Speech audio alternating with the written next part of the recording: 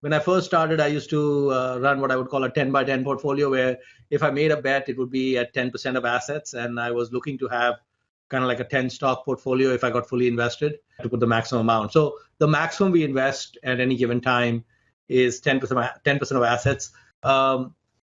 So far, we have not trimmed a position because it has grown in size, because I don't want to cut the flowers and water the weeds. I'd rather water the flowers and cut the weeds. And so we have some positions that have become a much larger portion of the portfolio because they've appreciated and such, and that's perfectly fine. And so my preference is always like the 10%, but we'll do 5%, and sometimes we'll do 2%. And cash basically is that, the idea is that the first 75% of the portfolio gets invested in doubles, where we see at least a 2x possibility. Then the next 10% focus on triples. Then maybe the next 10% on 4x's, and the last 5% as 5x's. So that's typically how, basically the idea is that as you get more compelling ideas, you're willing to go deeper into. So for example, during the financial crisis, at the absolute depths of the financial crisis, it would make no sense to hold cash.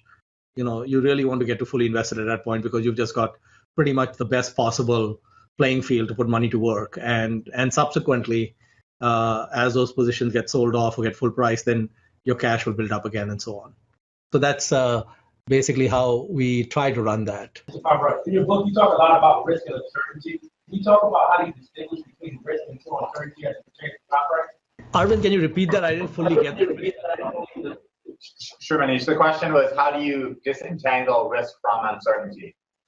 Risk and uncertainty are two different things. And one of the things that works to the advantage of investors is that markets hate uncertainty. So markets will really punish companies which have uncertain outcomes. And it's always fun to play these uncertainty games. So let me give you a real example, which is in my portfolio right now. So there's a company called WL Ross and Company. The ticker is WLRH, and it was set up by Wilbur Ross, and it's a blank check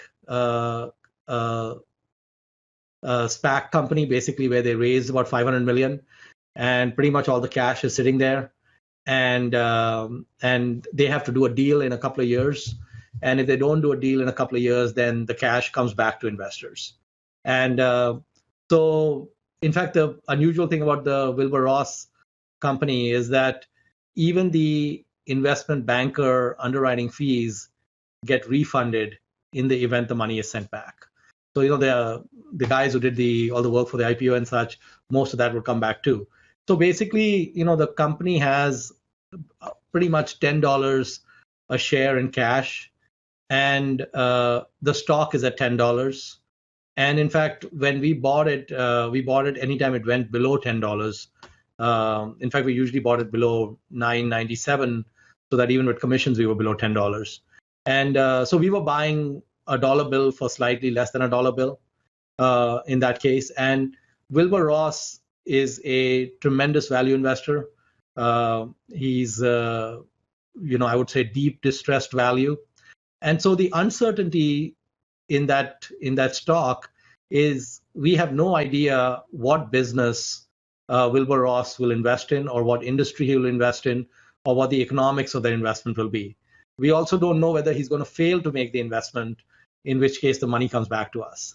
And so there's a lot of uncertainty in that stock. But when you look at risk, the risk is for the most part non-existent. Today, there isn't much risk because you've got cash against what you paid. And how would you lose money? Well, you would lose money if Wilbur made an investment that ended up being a bonehead investment, where it turned out to be terrible. And the batting average of Wilbur Ross is so good that I would say that the odds that you have a significant permanent loss of capital in an investment that he would make is very low.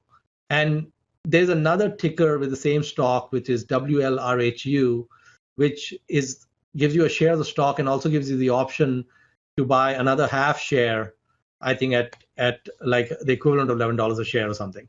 So that has a kicker in it as well. So this is an example of risk being low, uncertainty being high, and markets not liking that. Right? You may have heard Mohnish Pabrai talk about his portfolio allocation strategy. It's simple but brilliant. He puts around 75% of his money into stocks where he has very high conviction. Stocks he believes can at least double. Then he allocates 10% each to ideas he thinks can triple or can be a 4x. And the final 5% into potential 5x winners. The key idea here is bet big where the risk is low and conviction is high. And put the smallest money into the most uncertain bets. This way, if he is wrong, the damage is small. But when he is right, the upside is massive. This is where many investors go wrong. They put too much money into high-risk potential multi-baggers. Pabrai does the opposite. Protect the downside, and the upside takes care itself. Even with a concentrated portfolio, this approach keeps risk under control while still aiming for a big return.